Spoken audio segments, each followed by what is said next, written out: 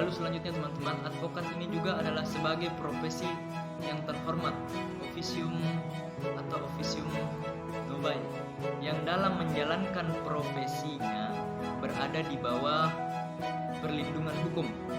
Jadi semua yang berprofesi sebagai advokat ini dilindungi oleh hukum,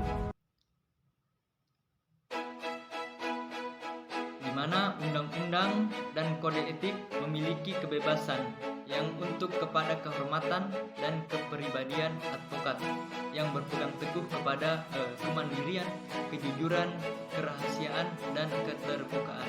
Jadi di sini seorang advokat hukum di sini dilindungi oleh lembaga hukum serta undang-undang, di mana para advokat di sini memiliki kemandirian. Terus yang paling utama adalah kejujuran dan kerahasiaan serta keterbukaan. Baiklah, mungkin itu saja pemaparan materi dari saya tentang sedikit pengertian dari apa itu etika profesi advokat.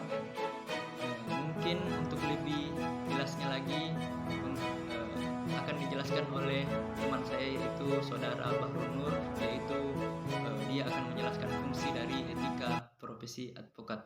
Kepada Bahrul Nur saya persilahkan. Bismillahirrahmanirrahim. Assalamualaikum warahmatullahi wabarakatuh. Pada kesempatan kali ini saya akan sedikit menjelaskan fungsi atau peran dari seorang advokat. Advokat itu ada pada setiap proses dalam sistem peradilan pidana dalam KUHP. Peran seorang penasihat hukum telah ada sejak proses penyelidikan sampai dengan proses rehabilitasi di lembaga pemasyarakatan. Advokat sebagai seorang penasihat atau sering dibilang penasehat hukum berperan untuk memastikan bahwa hak-hak dari seorang tersangka atau terdakwa dan terpidana tidak dilanggar. Advokat bertindak sebagai penyeimbang terhadap upaya yang diberikan oleh undang-undang kepada penegak hukum. Peran advokat ini juga menjadi penting. Ketiadaan seorang penasihat hukum dalam proses peradilan pidana memungkinkan terjadinya pelanggaran yang berpengaruh terhadap hasil dari putusan akhir dari peradilan tersebut.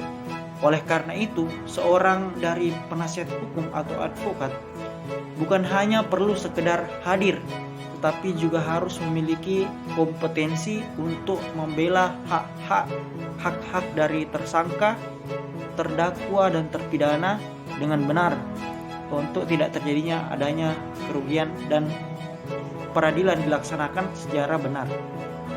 Oke, demikianlah presentasi dari kelompok kami pada hari ini. Lebih dan kurangnya mohon dimaafkan. Assalamualaikum.